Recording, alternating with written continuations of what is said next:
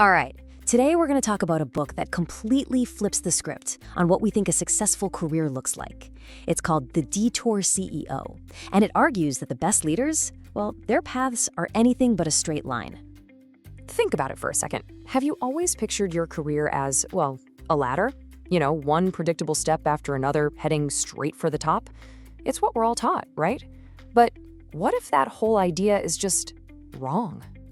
So let's break this down. On one side, you've got the myth, this perfect, clean, straight ladder to the top. But then there's the reality. And for most really successful leaders, it looks a whole lot more like a winding road.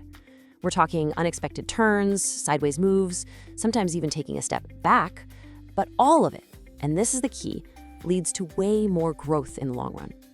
And that is the absolute core of the Detour CEO philosophy. It's not about just gritting your teeth and getting through those twists and turns. No, it's a whole mindset, a framework for actually using them to your advantage, to thrive because of them. So, the book we're digging into is The Detour CEO, 9 Unexpected Turns on the Road to Leadership Success. It's by a guy named Paul Perreault, who was the CEO of a major biopharma company.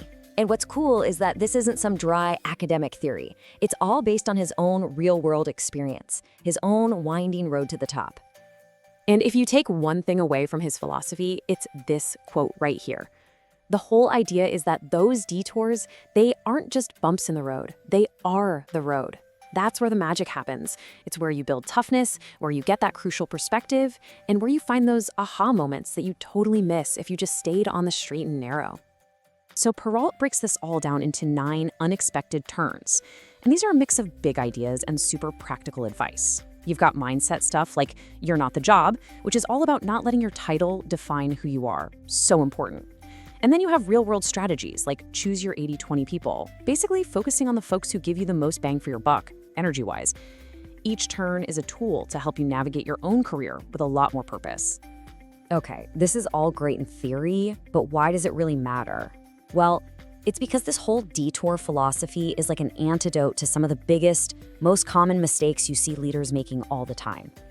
And here's where it gets super practical. Look at this. You see a common mistake, like getting your identity all wrapped up in your job title, which, let's be honest, we all do sometimes. That leads to a big ego and makes you rigid. The detour solution? Remember, you're not the job. Or how about leaders who never train anyone to replace them? That kills the team's future. The answer? Train your future boss. And my personal favorite for all the micromanagers out there, don't fix everything. See? It's a really clear problem and solution playbook. All right, but let's be real here. No book is perfect, right? So to give you a fair shake, we've got to look at both sides of the coin, the strengths and maybe a few of the weaknesses. So on the plus side, the book is amazing because it's so authentic. It's full of real stories, not just theory, and it gives you stuff you can actually do. It really pushes back on that old school thinking. Now, for the flip side, the main critique is that it's mostly based on his story. It's anecdotal. So if you're looking for hard data or complex strategic models, you won't really find them here. And, some of the advice might work great in one industry or culture, but maybe not so perfectly in another. Okay, so you're sold on the idea.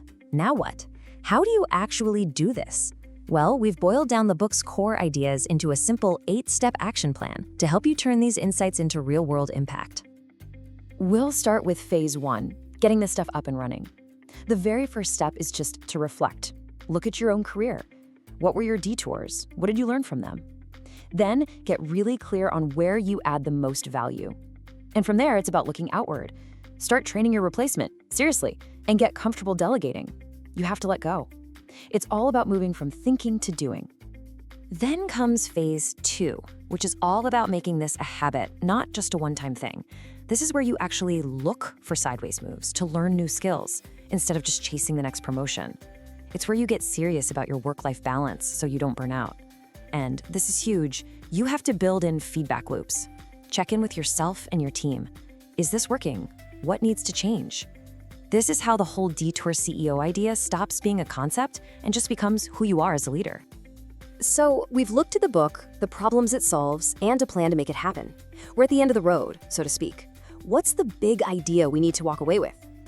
Look, here's the bottom line. The Detour CEO isn't some heavy, boring business book you'll never finish. It's short, it's to the point, and it's based on real life. It basically gives you permission to stop stressing about the perfect career path. It gives you a framework to embrace a messier, more flexible, and honestly, a much more rewarding way to become a leader. It's about getting better, not just getting a better title. But at the end of the day, listening to me talk about it is easy. The real change, the real transformation, that only happens when you actually do something. So I'll leave you with this question. Think about your own winding road. What's the very first detour, big or small, that you're going to take on purpose?